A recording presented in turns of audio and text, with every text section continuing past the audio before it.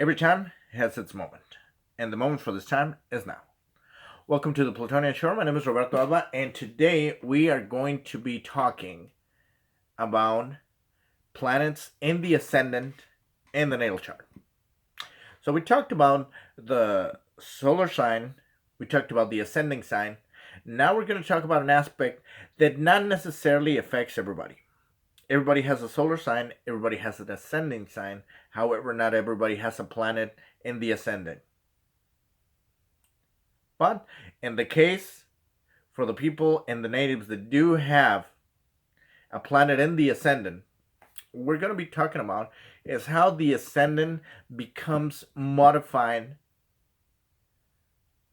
by any planet that is habitating the first house, which is the house of the ascendant. Every sign has its own characteristics. Every sign has physical characteristics. It's going to have a psychological signature. It's going to have a plethora of defining qualities that are going to be evident in the native. However, when you have a planet in the ascendant, that planet in question also has its own characteristics. It also has its own psychology. It also has its own energy expression. And that is going to be intertwined within the way that the ascendant expresses itself as the native progresses through life. Imagine that the ascendant is your laundry with your whites, and a planet is a colored rag. Let's say it's gonna be a red rag that got thrown in there with your whites, and when you pull your whites, they're pink. Like, they're not really white anymore. It's like they're not red, but they're pink. Now, why is that? Because you had something in there that changed to the core your whites. That would be a way to see the expression of a planet in the ascendant.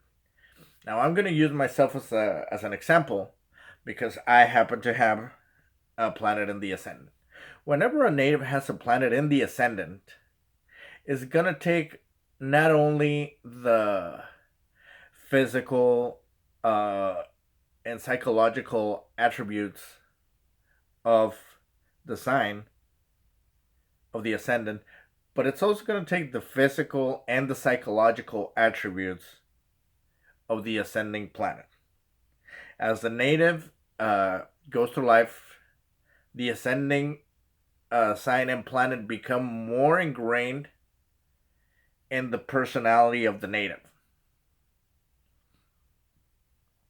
As the native progresses through life, the ascendant becomes with every year, the ascendant becomes more and more palpable, and you're going to be able to see it. In my case, the planet that I have the ascendant that I have in my ascendant is the planet Pluto. Hence, the name of the playlist is the Plutonian Shore. I was born with I'm a Taurus and I have a Libra ascending. However, I do have the planet Pluto in the ascendant. Now, when you take the planet Libra, whenever you take the sign of Libra and we break it down and we say, like, well, what does that mean? Like, what type of personality and physical attributes does the person have? Is like, well, it is said that Libra people have a very they have and I'm not gonna say that because it is like they're bound to say a very appealing demeanor. I'm gonna say that it's because they're not necessarily aggressive. Also, it's a Venus ruled sign, so there might be some physical appeal. Uh They're also going to be very, very agreeable people. They're going to be in a bad aspect. They can be indecisive. They can be lazy. Um, they have a prone tendency for either argue too much or not wanting to argue at all. So those are the characteristics of Libra. And when you throw Pluto in the mix, like Pluto is the ruler of Scorpio, and the things that Pluto rules are death. It rules. Uh, it rules the occult. It rules things that are unseen. It rules.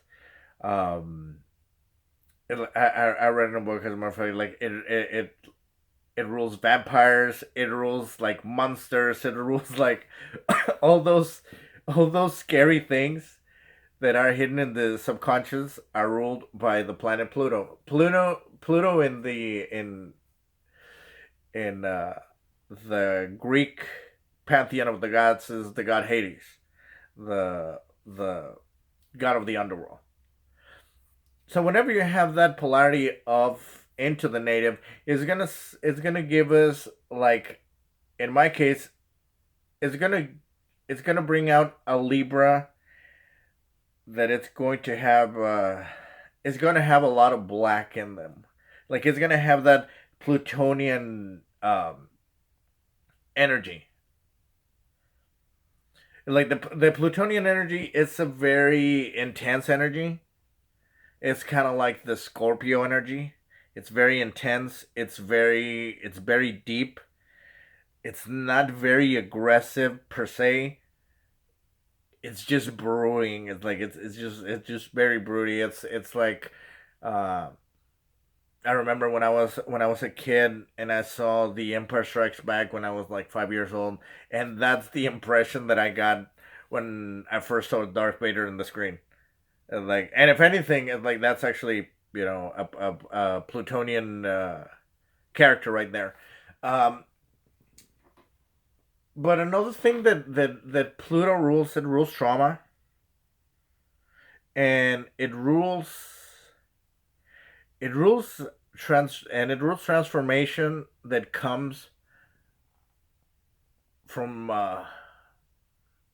from going to the depths of the proverbial hell. Like, it's a personality that is going to be forged by those very traumatic shifts in paradigms. Pluto rules the eighth house, which is also ironically the house where I have the sun, and eventually we're going to talk about that too. The house of the where the sun is, because that also is going to give you indicators of what type of personality and how do you express yourself. So in the case of having a Plutonian personality, the way that you're going to express yourself, or the way that I'm going to express myself, it's going to be through Plutonian expression. I'm gonna use Plutonian terms now. However, the planet Pluto, like, can be super harsh, and you know, between us, like, I can be like that. However, being in the fact that the planet Pluto is in the rising sign of Libra, it gives me that type of energy in which I have um like I am able to take other people into consideration be, before I throw in all that Plutonian expression in its all unholy glory. You know, it's because, like I said, it's like Pluto, for instance, is a very harsh planet. It's like it can be like stone cold, and and there's a lot of stuff within it that it's very hard for people to digest, because Pluto can be very scary. Um, However, because of the fact that it's in the sign of Libra, in my case, it it dials down the, or at least handles the plutonium personality in a way that it's going to make it a little bit more appealing and a little bit less harsh, and it's going to try to bring the better aspects of the plutonium personality. At least it's something that I've throughout my life. It's something that I've been striving to do, which is try to rid myself of the unpleasantness of the plutonian expression, and keep the positive, the wisdom, and all of that. Now, that doesn't mean uh, that there's not going to be harshness, because the truth is that the plutonian experience not only expresses itself because that's how it lives through the world, but it's also the way that when a planet comes with the ascendant, it's like the native is gonna experience life through the lens and through the circumstances of the planet. And going back to in the plutonian example, like there's gonna be a lot of trauma. There's gonna be a lot of difficulty. Um, there's gonna be a lot of things that are gonna be transforming the native. A lot of painful transformations that are gonna make the native evolve into the next level. Going back to the Darth Vader example, I remember when I was a child uh, and I saw Darth Vader all dressed in black and powerful, and he didn't even have to say a word. He was just breathing, and everybody was just like, he was just there. He was just like a very powerful a character. But the one thing that I picked up in my 5 years of experience, 'cause I was five when I went to see that movie, is that I realized that Darth Vader was breathing like that because there was something wrong with him. Like he's in the suit, like, and yes, like the armor, like it looks super awesome, but it's like, but he's not wearing that because he likes it.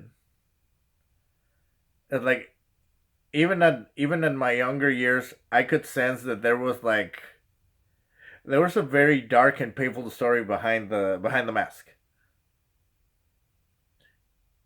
And as I grew older, um, and I experienced the different types of hard situations that I went through in life, um, that made me into the person that I am today, and that in a way I try to channel uh, in a positive manner. Any person that has a planet in the ascendant is going to have that challenge, and it's always going to be helpful to know that information, to know the planet. There's planets that are more difficult than others. When you have harsh or what they call malefic planets like Mars or Saturn or Pluto, and like in the like and Pluto makes Mars and Saturn look like Boy Scouts in comparison, just because of the harshness of what Pluto represents. You also have planets that are, more benign. Like for instance, if you have Jupiter in the ascendant, or if you have Venus in the ascendant. I think that my mother has Venus in the ascendant, and even though she's Capricorn rising, the fact that she has Venus in the ascendant makes her a very pleasant with people. Usually Capricorn ascendant is like it's very harsh, it's very cold, it's very like some people even say grumpy. However, because she has that Venus quality to it, it evens down it takes away the harshness. It makes her more um agreeable and more pleasant to others. And sure enough, I mean, like my mom is a perfect example. Like she has Venus is strong within her. Um, so at the end of the day, when as we get to know our chart, for those of you that have a planet in the ascendant, uh, it's definitely recommended to just dig into the planet. Like, what is, because you're going to be bound to that planet. Whatever that planet is going through in the sky, like it's going to affect you, and the way that it's going to be placing itself uh, against the natal position, and that's going to be another video in which we're going to talk about how the planets are hardwired in the chart at the moment of our birth. Um, we're going to be able to understand how, if you have a planet in your ascendant, it is very recommended for you to keep track to that planet, because you're bound to that planet. It's not necessarily, it's not a bad thing. There's no, I personally am of the belief that there's no such thing as a good or bad aspect. There's going to be challenges in life, but that's just the way that life is. So with that in mind, remember, the stars live within us because we're made of them. And it's by learning the language of the stars that the stars get to know themselves. Until next time, this is Roberto Alba, and this was the Plutonian Shore.